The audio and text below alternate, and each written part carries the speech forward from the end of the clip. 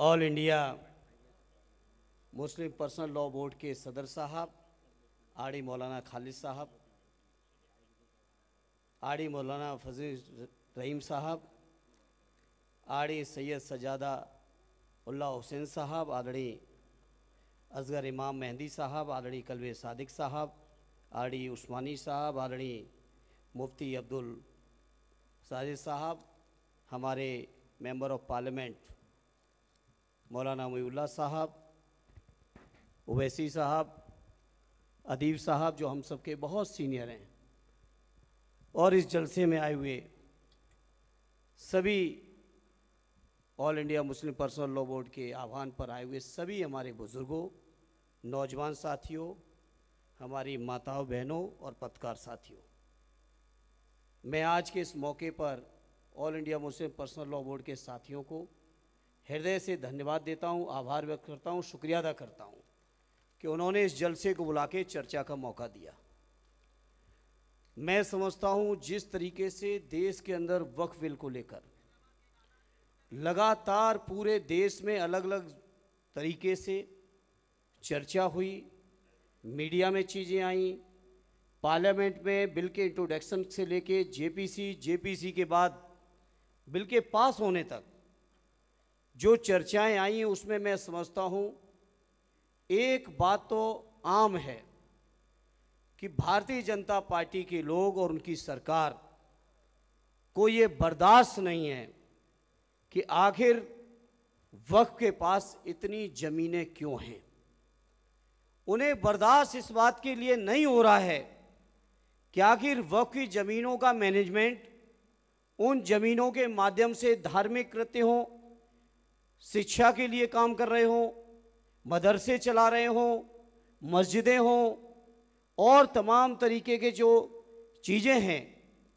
उनको लेकर जो मुस्लिम भाई लोग अपने तरीके से काम कर रहे हैं, ये बात भारतीय जनता पार्टी के लोगों को बर्दाश्त नहीं है। इसलिए आज मैं इस मौके पर कहना चाहता हूँ, अपने नेता आदरणीय अखिलेश यादव जी की ओर से कहना चाहता हूँ, यहाँ उपस्थित सभी साहिबानों से, और जहाँ तक ये बात चली जाए वहाँ तक कहना चाहता हूँ, एक बात आप लोग एकदम दिल से निकाल दीजिएगा कि इस लड़ाई में अकेले आप हो, इस लड़ाई में आप तो हो ही हो, आपके साथ साथ हिंदू समाज का भी बहुमत आपके साथ है, इस कभी आप अकेले नहीं हो सकते। ये भारतीय जनता पार्टी के लोग जो मैं समझता हूं 100% में 30, 32, 34, 35% से ज्यादा लोग इनके साथ नहीं हैं, लेकिन इनके साथ तमाम एजेंसियां चल रही हैं, तमाम तरीके की ऐसी संस्थाएं चल रही हैं जो राजनीतिक लोगों पर दबाव बनाकर इस बिल को पास कराने में सफल हुए हैं। लेकिन आज इस मौके पर मैं आह्वान करना चाहता हूं आप सभी का, जिनके बारे में संसद में भी चर्चा हुई है, चाहे वो आंध्र प्रदेश वाले हों, चाहे वो बिहार वाले हों, चाहे वो पश्चिमी उत्तर प्रदेश के लोग हों, चाहे वो कर्नाटक वाले हों, देवेगौड़ा साहब, नायडू साहब हों, नीतीश साहब हों, जैन साहब हों, सबके सब लोगों को आने वाले समय में जो तरीका होता है लोकतंत्र का, सियासत का, उस सियासी तरीके से आपको भी सबक सिखाने का संकल्प लेना पड़ेगा। मैंने वक्फ बिल के चर्चा के समय कई इन दलों के सांसदों से कहा कि आखिर आप तो सपोर्ट लिए हो मुसलमान भाइयों का, आखिर आप क्यों ऐसा फैसला लेने जा रहे हो। तो उनको लगता है कि इस समय बिल पास करा लो, बाद में फिर कोई ना कोई मुद्दा बनाकर, कोई ना कोई नई तस्वीर पेश करके वो चुनाव में वोट ले लेंगे।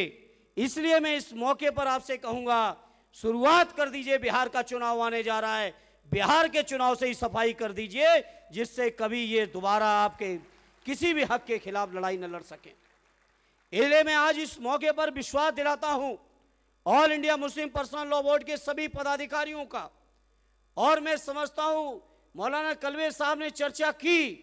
कि पूरे देश की तमाम तंजीमें आज मुस्लिम पर्सनल लॉ बोर्ड के बैनर्स के साथ खड़ी हुई हैं। मैं अपनी ओर से, अपनी समाजवादी पार्टी की ओर से, अपने नेता आदरणीय अखिलेश यादव जी की ओर से आपको ये विश्वास दिलाता हूं, आप सब जो भी फैसला लोगे अपनी पूरी क्षमता और पूरी हैसियत के साथ आपके फैसले के साथ मजबूती से खड़े दिखाई देंगे। यह हम आपको विश्वास दिलाते हैं। हमने जंतर मंतर पर भी आके कहा था, यह मसला चाहे सड़कों में रहेगा, चाहे संसद में रहेगा, चाहे माननीय सर्वोच्च न्यायालय में जाएगा, हर स्तर पर समाजवादी पार्टी आपके साथ खड़ी दिखाई देगी। ये मैंने उस समय भी कहा था, आज फिर दोहराना चाहता हूं। मुझे उम्मीद ही नहीं, पूरा यकीन है, जिस तरीके से माननीय सर्वोच्च न्यायालय में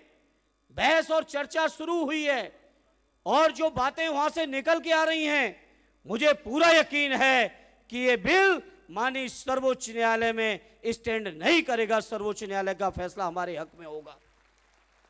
जहां हम ये यकीन लगाए हैं सर्वोच्च न्यायालय का फैसला हमारे हक में होगा,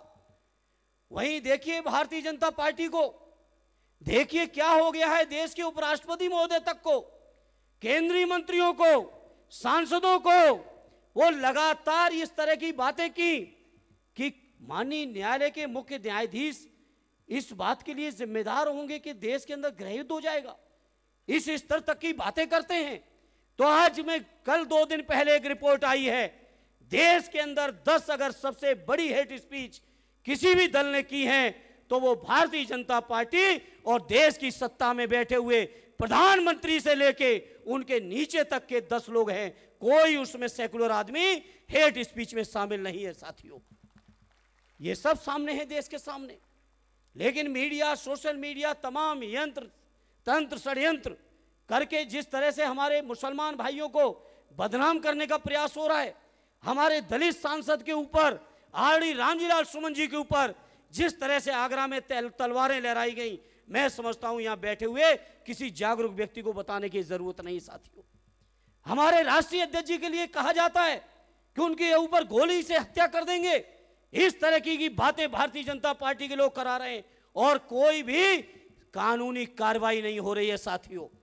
इसलिए आज मैं कहना चाहता हूं, मौलाना कलवे साहब ने चर्चा की लखनऊ और उत्तर प्रदेश की। मैं समझता हूं आज पूरे उत्तर प्रदेश के अंदर जब ये वक्फ बिल लोकसभा से पास भी नहीं हुआ था, उससे पहले से ही तमाम मस्जिदों के सर्वे करना शुरू कर दिए गए थे साथियों। पहले पास होने से पहले ये बीजेपी के लोग, उत्तर प्रदेश विशेषकर उत्तर प्रदेश और देश के अंदर भारतीय जनता पार्टी के लोग केवल नफरत की बुनियाद पर देश को गुमराह करना चाहते हैं। इसलिए मैं इस मंच से आपसे अपील करूंगा, बहुत धैर्य से काम लेने की जरूरत है, बहुत संयम से काम लेने की जरूरत है और लोकतांत्रिक तरीके से जो भी रास्ते हैं जो बाबा साहब हमें आपको दे के गए, जो भी रास्ते बापू महात्मा गांधी जी हमें आपको दे के गए, हर रास्ते पर चलते हुए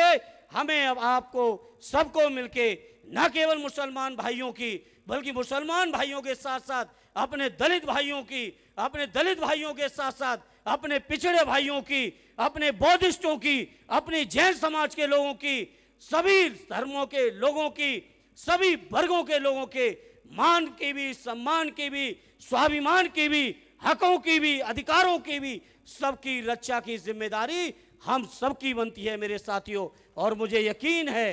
ये लड़ाई केवल हमें आपको, ये संघर्ष केवल हमें आपको वक्फ बिल तक ही नहीं करना है। वक्फ बिल तो ऊपर वाले ने चाहा तो हम लोग फिर से अपने वही अधिकार वापस लेके रहेंगे। उम्मीद है कि माननीय सर्वोच्च न्यायालय का फैसला हम सबके हक में होगा। और नहीं तो अपील करूंगा, अभी तो ताकत दी है आपने 232 की, हालांकि 240 तक जा सकते थे। कुछ साथी अनुपस्थित थे, मैं मंच को बताना चाहता हूं, कुछ साथी थे जो कोई बीमारी कारण किन्हीं कारणों से 240 तक लगभग हम लोग पहुंच सकते थे।